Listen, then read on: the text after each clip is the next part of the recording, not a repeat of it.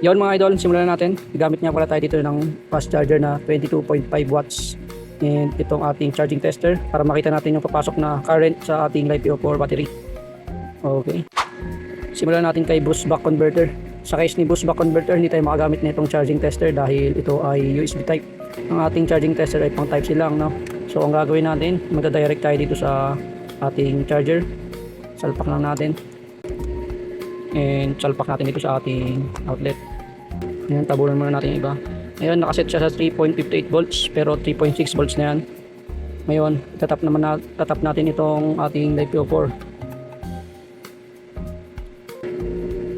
Ngayon, bumagsak sa 3.47 volts dahil nag-charge na nga siya. Ngayon, check natin yung current gamit itong clamp meter. Ngayon, mataas mag-charge itong back boost converter natin, umabot ng 1.38 ampere yung pumapasok dito sa ating battery.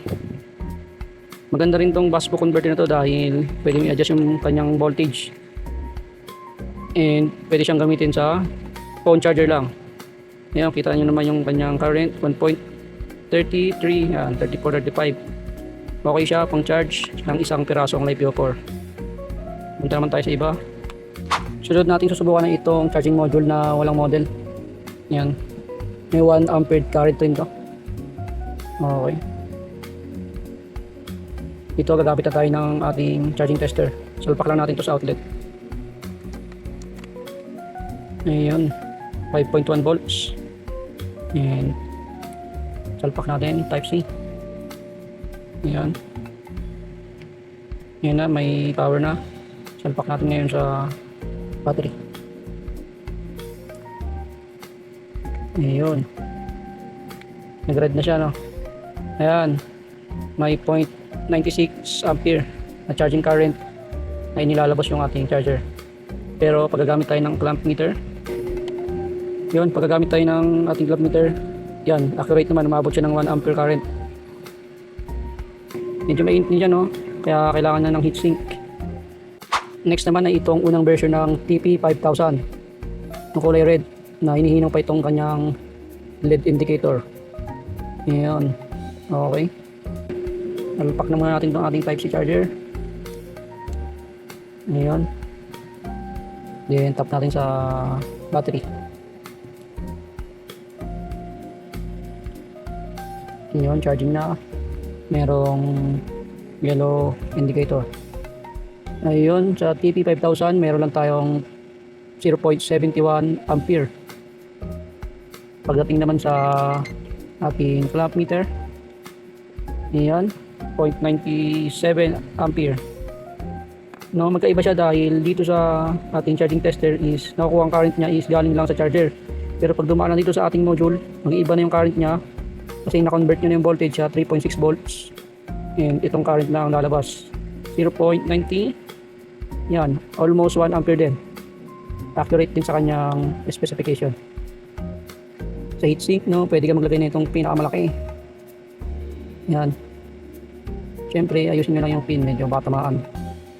Okay. Ang ating sunod naman ay TP5000 pa yan. Okay. Itong version na to is built-in Type C port na, no. And yung kanyang LED indicator, naka-built-in rin. Maliit. Pero same version lang sila. Magkaiba lang ng design.